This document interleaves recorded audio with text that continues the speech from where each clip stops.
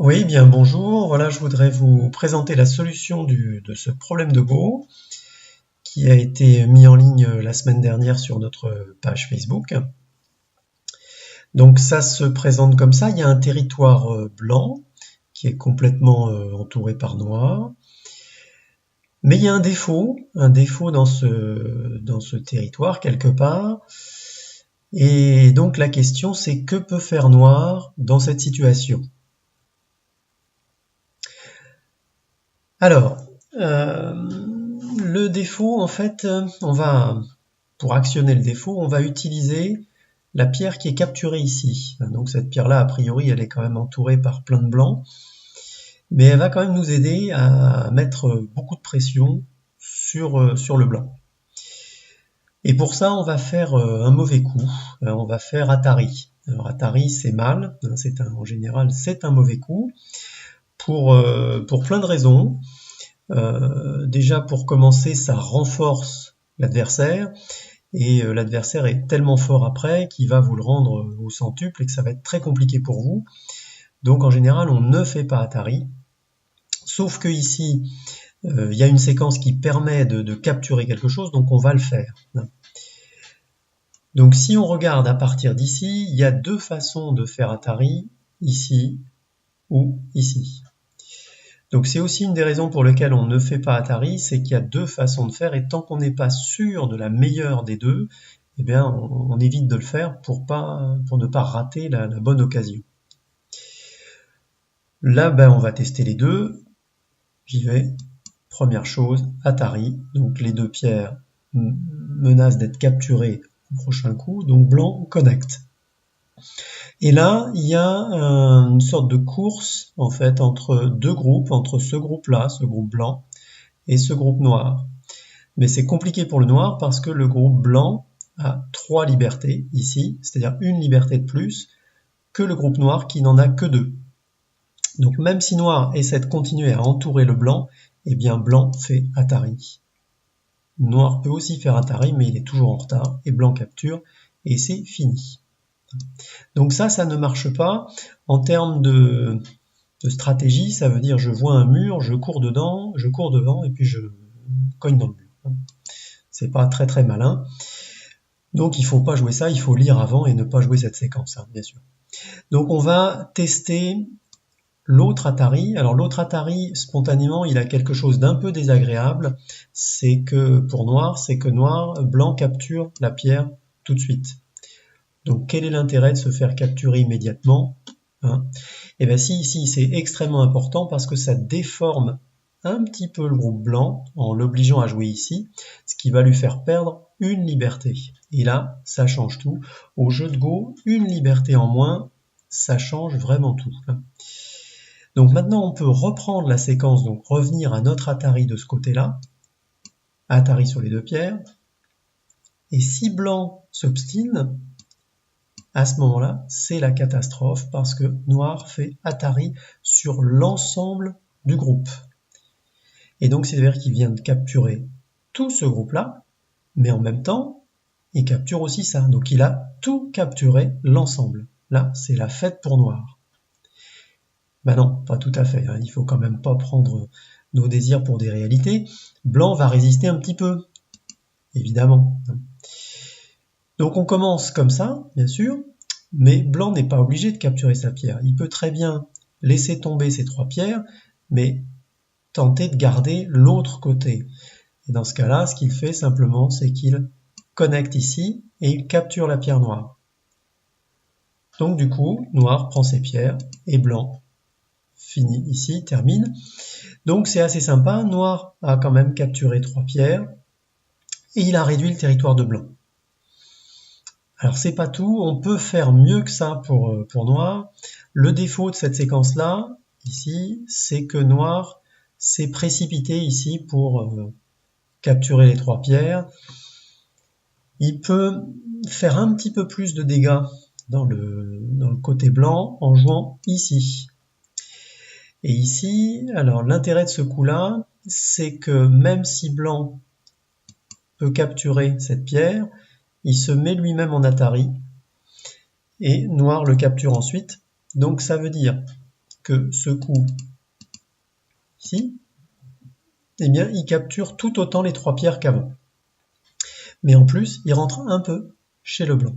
Donc, si blanc veut garder ce côté-là, il doit faire Atari de ce côté. Et maintenant, noir doit capturer les 3 pierres, sinon, il va se faire capturer lui-même ces 2 pierres au coup d'après. Donc, il capture. La différence avec tout à l'heure, c'est que noir a déformé le blanc et qu'il peut menacer maintenant de faire un double Atari, à la fois sur le groupe de 4 pierres et sur la pierre du bas. Donc si blanc veut corriger ce défaut, il va connecter ici. Et là, nous avons terminé la séquence, c'est-à-dire que nous avons joué la séquence optimale pour les 2 joueurs. Chaque joueur a tiré le meilleur parti de la situation. Donc c'est assez sympa ça, hein, comme séquence pour noir.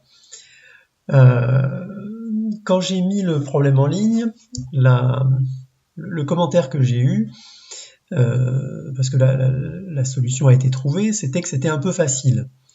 Alors il faut dire aussi que j'avais donné un commentaire qui orientait pas mal, hein, on va dire. Mais c'est juste en fait comme réflexion, c'est quand on vous montre comme ça un problème en vous disant vas-y, cherche ici, il y a quelque chose à trouver. En général, vous trouvez, hein, n'importe quel joueur de Go avec un petit peu de pratique trouve. La difficulté, c'est quand on joue une partie, il n'y a personne qui vous dit vas-y, cherche là, il y a des points à prendre ou il y a des points à éviter de perdre. C'est à vous, vous êtes livré à vous-même, c'est à vous de chercher à droite, à gauche, en bas, en haut, s'il n'y a pas des particularités, des petites choses à exploiter, et il y en a toujours, il y en a dans toutes les parties, et il faut être vigilant, et c'est vraiment ça qui fait la différence de niveau entre des joueurs de Go, c'est entre certains qui vont voir des choses et d'autres qui ne vont pas les voir. Ce problème, en fait, il est tiré d'une partie que j'ai vue au club la semaine dernière, et dans cette partie, les 2 joueurs n'ont pas vu la séquence. Bon, alors ils jouaient une partie un peu décontractée comme ça en fin de soirée, mais quand même, c'est pas, ça veut dire que c'est quand même facile de louper une séquence dans la partie. C'était 2 joueurs expérimentés, hein, c'est pas de débutants, mais ils sont quand même passés à côté. Donc comme c'était facile, moi j'ai posé une question supplémentaire, c'est de trouver la valeur de ce coup. C'est une question assez importante au jeu de Go parce que on cherche à avoir plus de points que l'adversaire, hein, c'est l'objectif du jeu. Et donc c'est important de savoir si on joue des coups gros, moyens, petits, ça peut faire toute la différence. Donc ça peut se calculer, alors on ne peut pas calculer tous les coups, hein. En début de partie on fait des estimations parce qu'on n'est pas encore sûr de ce qui va se passer après. Là on est en fin de partie, donc on a le moyen de calculer précisément de ce que vaut ce coup-là. Donc on va le faire, on va faire l'exercice, et pour ça le principe c'est de comparer la meilleure séquence. On va prendre le point de vue des 2 joueurs, hein. On va comparer la meilleure séquence pour blanc et la meilleure séquence pour noir, et on va faire la différence. Alors pour l'instant, on n'a pas parlé de blanc, donc on va en parler un petit peu. Si blanc a vu le problème, il va vouloir corriger son défaut.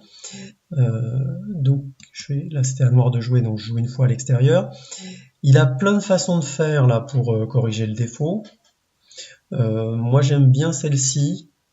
Celle-ci, elle évite vraiment l'Atari, il n'y a plus d'Atari possible. Ça donne un groupe blanc avec 4 libertés qui peut se connecter assez facilement à l'autre groupe blanc, donc ça rend cette pierre noire complètement inoffensive. Donc on va partir de cette base-là pour le blanc. Il y a d'autres façons de faire, hein, c'est pas... mais peu importe, en termes de compte de points, ça ne va pas changer. Donc on va comparer cette situation à celle-ci. Vous voyez que ça, c'est complètement différent. Et on va observer ce qui change entre les 2. Alors pour simplifier, on ne va compter que ce qui change. Vous pouvez voir que la colonne F ne change pas entre les deux versions. Donc on va éviter de la compter. Alors là, ça change pas grand-chose parce que ça fait 3 points, mais imaginons qu'il y a un grand territoire à compter. C'est dommage de le compter 2 fois pour arriver au même résultat. Donc on va commencer par cette version de blanc et simplement on va compter les points, quoi.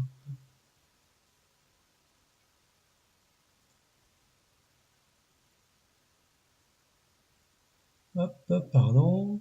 Outil non, voilà, ça va aller comme ça. Donc on compte. Donc simplement on compte les intersections vides. Il y a 7 intersections vides et un prisonnier qui fait 2 points, donc ça fait 9 points pour le blanc. Donc c'est assez simple à compter. Alors évidemment là sur l'écran c'est facile parce que j'affiche les deux versions. Quand vous êtes dans une partie, il faut calculer les deux séquences, donc les lire jusqu'au bout.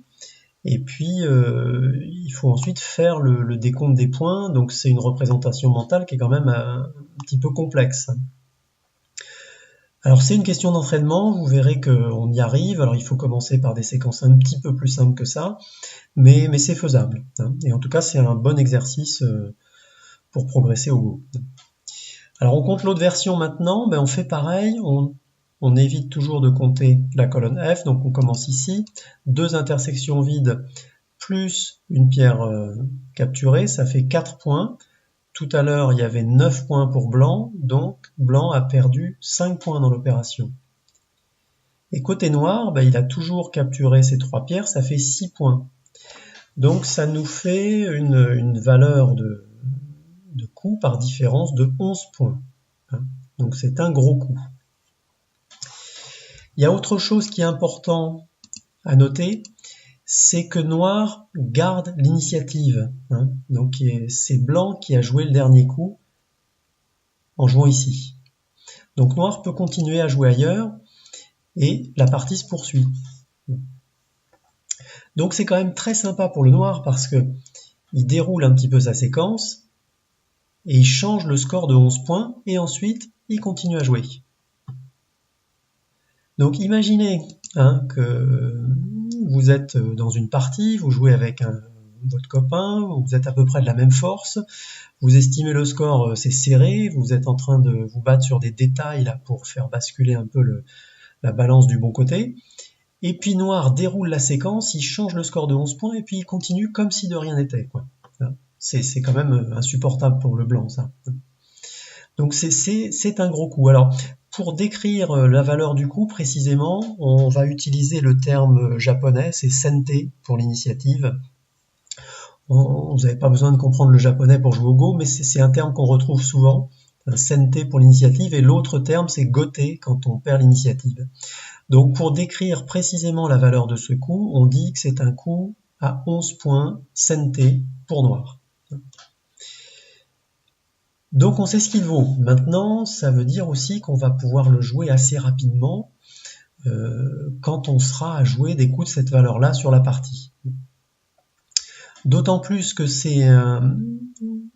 alors, tout dépend. On peut attendre un tout petit peu aussi pour le jouer, parce que c'est un coup qui va procurer des menaces de coups. Admettons qu'il y a un coup qui éclate quelque part, là. Noir joue ici, il commence la séquence normalement, et si blanc ne répond pas à ce coup pour aller jouer le coup, à ce moment-là, noir capture, et il capture tout le groupe. Ce qui est un coup qui est très très important. Alors on peut calculer rapidement ce que ça vaut, en fait, 1, 2, 3, 4, 5, 6, 7, 8, 9, 10, 11, 12, 13, 14, 15, on a 30, on a une quarantaine de points, quoi, à peu près. Donc c'est une menace à 40 points, c'est gigantesque. Donc non seulement c'est un gros coup, 11 points sente pour noir, mais en plus ça donne une menace de coup, et il y en a peut-être derrière en plus, voilà. Mais donc c'est quand même très très gros ça. Voilà un petit peu ce que je pouvais vous dire. Donc vous voyez, sur une séquence quand même simple comme ça, il y a beaucoup de choses à trouver. Et le fait d'essayer d'exploiter comme ça les séquences au maximum, ça fait aussi progresser. Donc c'est ce que je voulais vous montrer dans ce jeu. Et puis voilà, restez vigilants parce que des situations comme ça, il y en a vraiment beaucoup. Bah, écoutez, merci, j'espère que ça vous a aidé un petit peu, et puis à bientôt.